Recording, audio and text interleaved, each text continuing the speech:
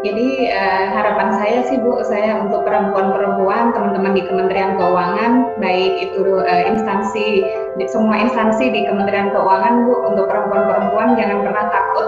untuk bermimpi, jangan pernah takut untuk ditempatkan di seluruh negara Indonesia. Karena seperti ketakutan saya di Aceh itu dari awal saya sangat takut Bu, karena tsunami, Oh, karena mungkin ada kekhawatiran politik dan lain-lain, tapi ketika kita yakin itu kita ada di sini dan semuanya saya menikmati di Aceh benar-benar banyak pelajaran di sini walaupun tentunya karena di sini saya jauh dengan keluarga cuma rasa itu aja tapi ketakutan itu sudah sama sekali ketika kita lalui itu tidak terasa kita bisa melalui semua itu jadi jangan takut karena selama ini itu tantangan terbesarnya itu perempuan-perempuan takut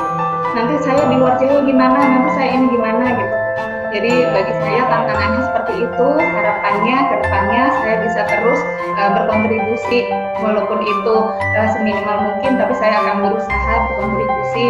minimal untuk membangun